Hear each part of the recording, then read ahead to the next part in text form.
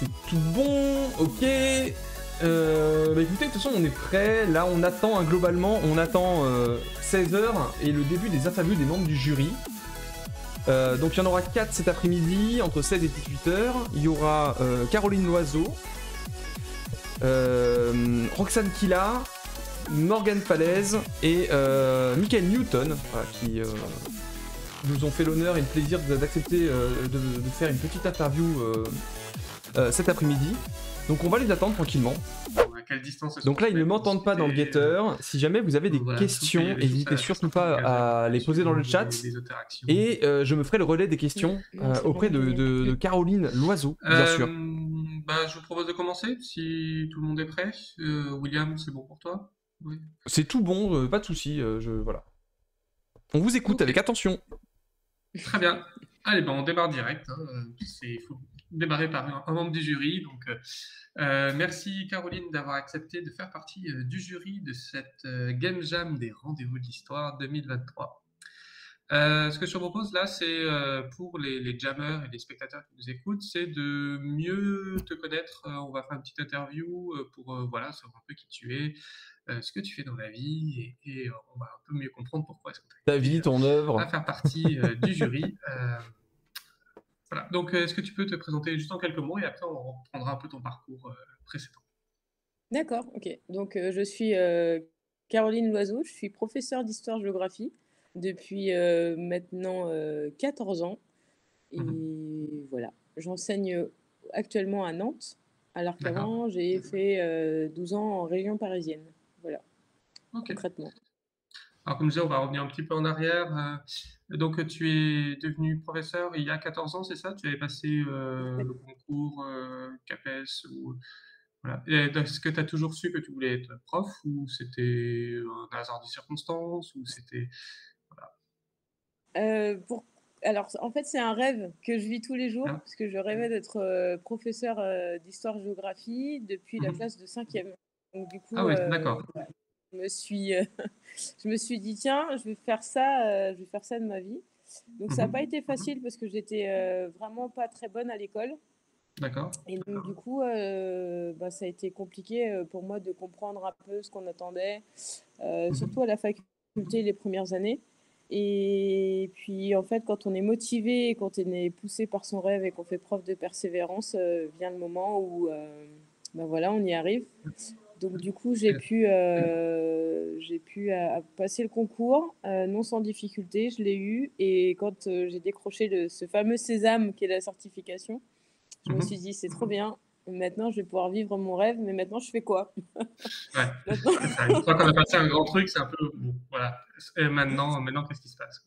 Est-ce que tu avais une appétence plus histoire, géographie, ou les deux? Parce que je sais que selon les profs, il y en a qui préfèrent un côté ou l'autre. Toi, c'était les deux, ou tu avais à la base, je suis médiéviste. D'accord. La meilleure, c'est la meilleure période, le Moyen-Âge. Et sur la guerre, du coup, au Moyen-Âge, donc j'aimais bien quand il y avait des haches, des armes, du sang, etc. Et au fur et à mesure de mon cursus, en fait, je me suis vraiment... j'ai développé une appétence pour la géographie, parce que les deux sont fortement liés quand on a ce métier-là. Et donc, aujourd'hui, je milite pour le 50-50, pour l'histoire et la géographie, quoi. Parce que pour moi, les deux sont essentiels. Oui. Mais j'avais l'impression que dans les profs d'histoire géo, il y a un petit peu plus d'historiens que de géographes. Après, moi, j'aime bien les deux. En fait, pour la petite histoire, mon papa était prof de géographie et j'ai aussi beaucoup aimé l'histoire. Voilà. Il est vrai que la plupart de mes collègues en salle des profs ont une formation d'historien. C'est du 80-20, je crois. Qui sortent du lot, qui ont fait des études de géographie, mais... 80% histoire et 20% géographe. À la base, des historiens. Donc maintenant, tu es à Nantes, mais tu avais commencé à un autre endroit, c'est ça que tu disais? Oui, c'est ça. J'ai commencé en fait en Seine-et-Marne, à côté d'un magnifique endroit qu'on appelle Disneyland. C'est vrai? Et du coup, j'étais à proximité, j'étais à Lagny, dans un autre établissement. Voilà. Un grand lieu d'histoire. Exactement, d'histoire. Histoire américaine et de mondialisation. D'accord. À côté de ça, tu es aussi au Clionautes. Est-ce que tu Exactement. peux nous parler de cette association, quel est son but, comment elle a été formée et voilà, qu'est-ce qu'on fait au Clionautes? Alors, l'association donc des Clionautes, c'est une association de professeurs d'histoire-géographie qui a pour projet donc de faire que les enseignants ne se sentent pas seuls, mais c'est pas aussi seulement ouvert aux enseignants, c'est aussi ouvert à tous ceux qui ont une appétence pour l'histoire-géographie. Parce qu'on D'accord. a plusieurs propositions qui sont effectuées.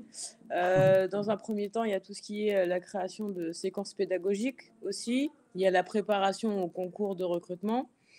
Il y a aussi des conférences virtuelles sur tout ce qui a trait aux ouvrages en fait, historiques qui sont sortis ou qui sortent pendant l'année avec la rencontre avec les auteurs.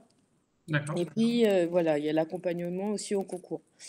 L'idée là, c'est vraiment d'innover pédagogiquement et d'essayer de proposer des séquences, des outils, des activités qui sont innovantes, dont une D'accord. qui est numérique, qui a été le numérique, qui a été le fer de lance des Clionautes et qui l'est encore aujourd'hui.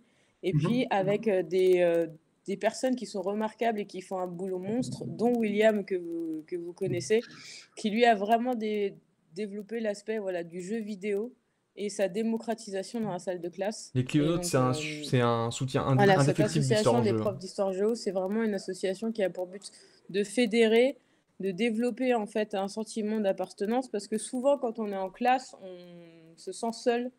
Et Ouais. du coup, le partage d'expérience, c'est toujours très intéressant. Voilà. Et la Ouais. plateforme et le site internet invitent à ça, entre autres. Mais on se voit aussi en physique.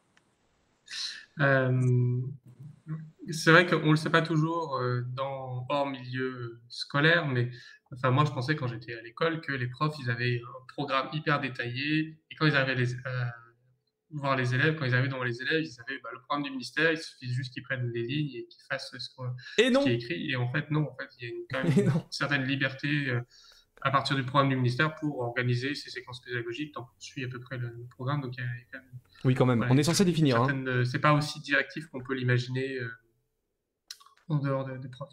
D'où la Ouais. possibilité de construire des séquences pédagogiques. Alors, ces Et séquences pédagogiques où les profs à qui s'adressent les Clionautes, même si c'est ouvert à tout le monde, c'est tous les niveaux, donc c'est collège, lycée. ça va du collège au lycée. Il y a aussi tout ce qui est droit et enjeux du monde contemporain. Donc, il n'y a pas que de l'histoire. Il y a aussi la D'accord. DNL. Il y a des professeurs Ok. aussi qui enseignent l'histoire-géographie en langue vivante étrangère. Donc, du coup, c'est proposé. Et C'est quoi puis, DNL c'est la discipline non linguistique. En gros, D'accord. c'est voilà, des professeurs d'histoire-géographie qui vont enseigner dans les sections européennes, soit en Ok. anglais, soit en allemand, soit en D'accord. espagnol. Donc, du coup, il y a cette proposition-là qui est faite. Tout à fait. Donc, c'est pour le collège. Il y a le collège, il y a le lycée. Et il y a les séries générales et les séries technologiques. Ok. Donc, ça s'adresse un peu à tous les profils À tous les de profils, gens qui exactement. enseignent en histoire géo. Mm, Et tout à fait. donc, l'association est ouverte aussi aux gens qui ne sont pas profs. Oui, oui, oui, oui, oui. Et donc là, on peut vraiment adhérer quand on n'est pas enseignant. Totalement, vous pouvez complètement adhérer au Clionautes si vous n'êtes pas professeur d'histoire-géographie, parce que le but de cette association, c'est justement de rendre accessible la connaissance scientifique actuelle, récente ou même passée. Parce que du coup, il y a ce penchant pour l'historiographie avec justement toute la cliothèque. La cliothèque, c'est quoi? C'est en fait la recension d'ouvrages en fait, d'histoire, de géographie, de géopolitique. Il y a aussi des BD, il y a aussi comment dire, des ouvrages de photographie, etc. Donc, qui permettent véritablement d'avoir un accès à tout ce pan qui est ouvert par l'histoire-géographie, mais pas que. Mhm. Euh, alors, il y a 2 ans, après une game jam, après une scientifique game jam qui était toute science, les Clionautes ont soutenu un jeu, Romanizer. Est-ce que tu as suivi un peu le projet? Je ne sais pas si tu étais impliqué dans ce projet-là, mais sinon, tu peux t'en parler. Alors, j'étais pas impliquée, mais je l'ai testé et je l'ai testé en classe. Et C'est c'est vrai? génial. Ouais, T'as eu c'est des une retours, des, enfin, Oui, oui. c'était une des premières à Je faire ça. l'utilise à chaque fois parce que je suis enseignante C'est en cool. seconde. Et le premier thème, en fait, en histoire-géographie, c'est les empreintes en Méditerranée du monde grec. D'accord. du monde romain et du monde médiéval. Et donc, du coup, on a un chapitre sur la Grèce antique et on a un chapitre sur Rome. Et donc, du Ok. coup, quand vient le chapitre sur Rome, je déclenche ma carte qui fait qu'après les élèves m'apprécient. On va C'est trop bien. en salle, on va en salle informatique ou sinon ils ont leur ordinateur qui sont Mhm. donnés par la région et ils jouent à Romanizer. Et donc, Ok. parfois, on a un petit pic de connexion en début d'année C'est sur ce ça, jeu-là. Et c'est c'est vrai que réel. c'est super sympa parce que du coup, ça leur permet de comprendre qu'il y a d'autres moyens de faire de l'histoire Ouais. à travers le Plutôt jeu que, vidéo. plutôt que juste être assis, écouter un professeur et prendre des notes, voilà, on peut être un peu actif via le jeu vidéo. Ah, je sais pas, donc c'est bien de voir que ça a été testé. Et moi, Si vous voulez des jouer à fois, on Romanizer, m'a je vous ai mis parlé le un lien peu de dans le bon, bah, chat.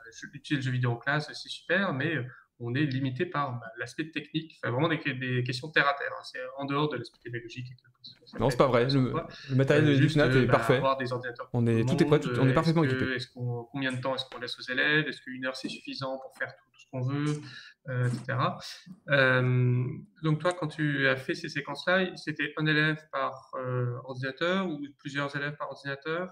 Ou ça se passait comment? Alors, ça a Est-ce qu'ils avaient un été, questionnaire ou est-ce que c'était libre dedans? Enfin, voilà, j'ai plein de questions c'était, comme ça. alors c'était aléatoire, c'est-à-dire qu'il y a une fois, je suis allée en salle informatique et donc du coup, ils Mhm. étaient deux sur l'ordinateur. Ouais.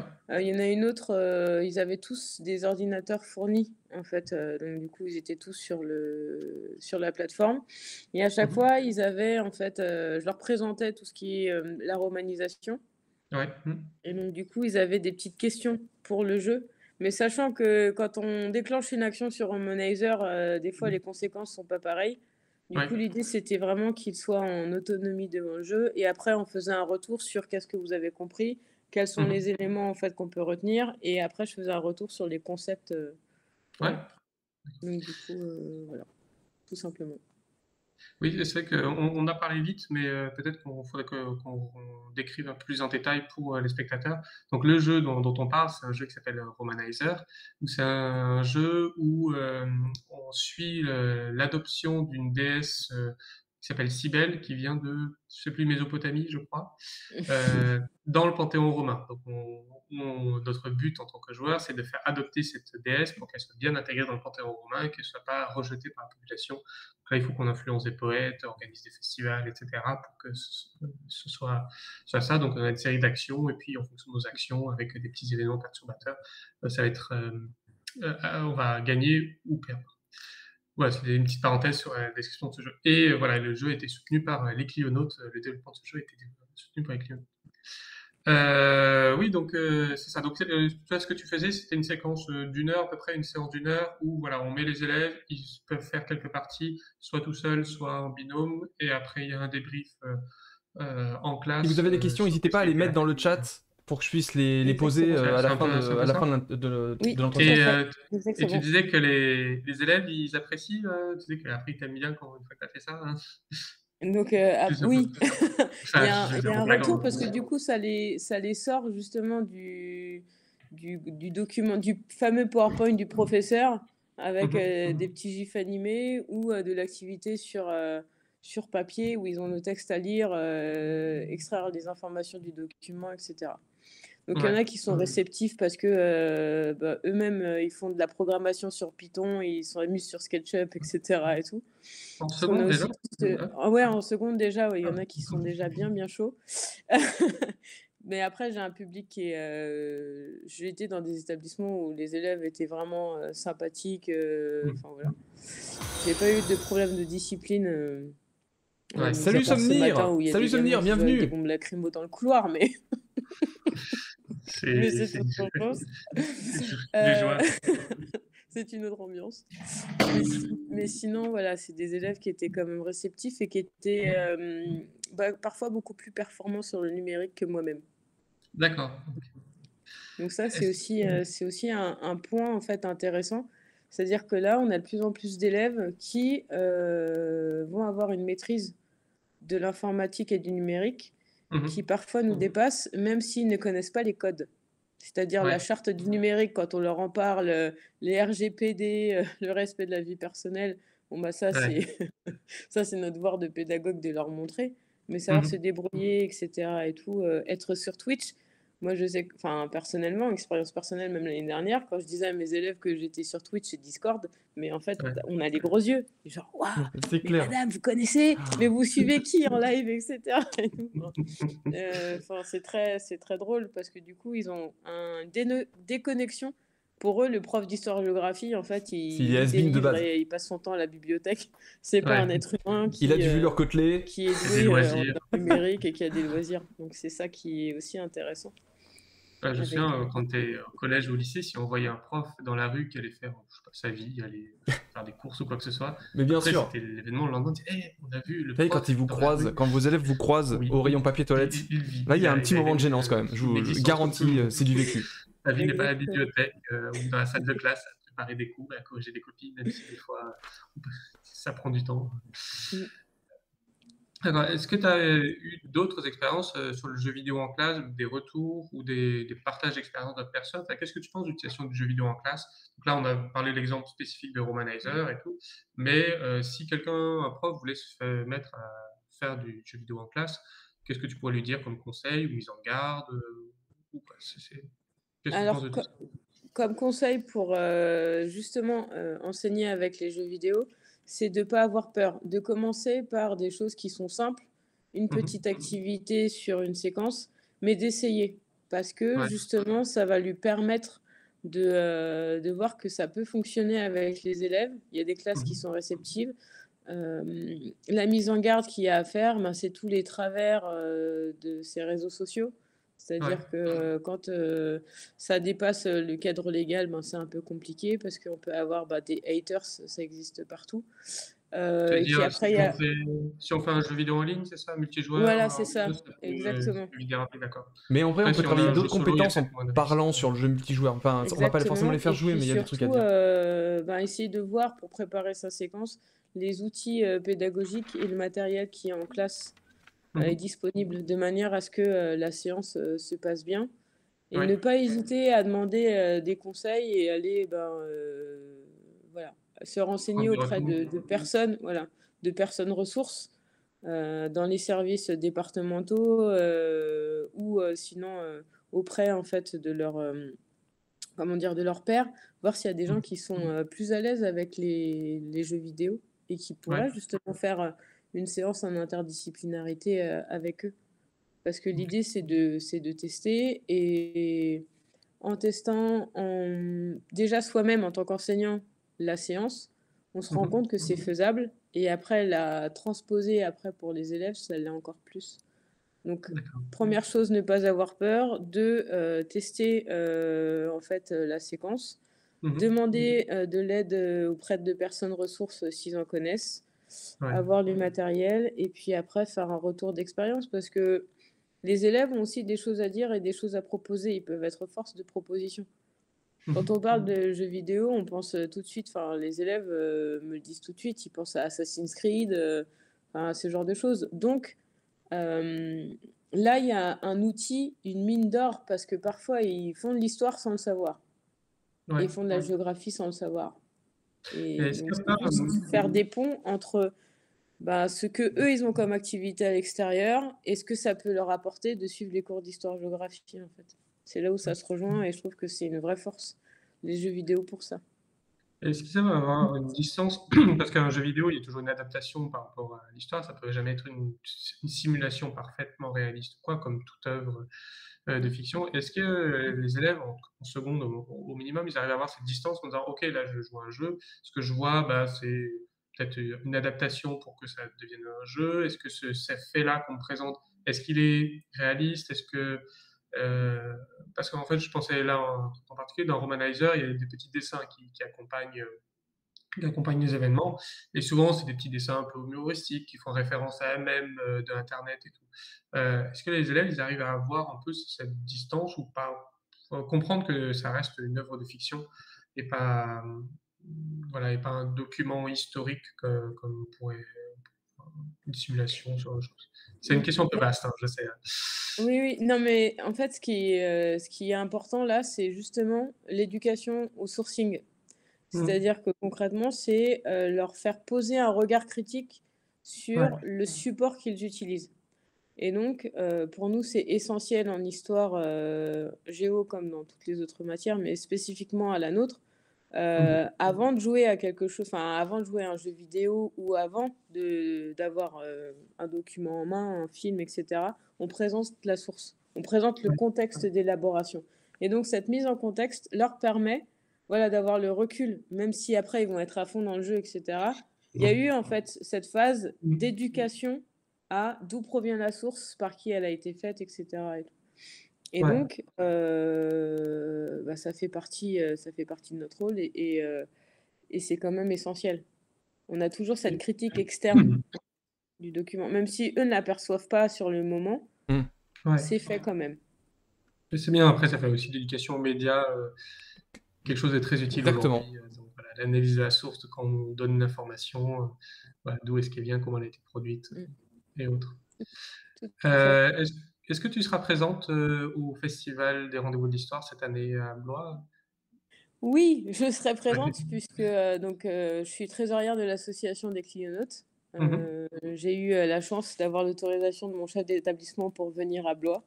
D'accord. Donc, du coup, je serai là et je serai là du coup lors de la remise des jurys. Je passerai vous voir sur la Game Jam. Super, parce que je me souviens qu'on s'était vu l'année dernière sur le stand de la Game Jam. Ouais, Ravi de exactement. t'avoir vu. Une Et cheville, voilà, une on aura le cheville plaisir de te ouvrière revoir des cette clionautes, année avec notamment à Blois. normalement 8 jeux, sauf si les jeux n'ont pas été Sauf terminés. s'il y a un problème. Donc il y aura normalement 8 nouveaux jeux. Est-ce que vous avez des questions éventuellement à poser à Caroline On avant arrive que l'entretien progressivement s'arrête? à la fin, parce qu'on a 4 interviews qui vont s'enchaîner cet après-midi. Donc voilà, merci encore Caroline d'avoir accepté de faire partie du jury. J'espère que les jeux vont t'intéresser.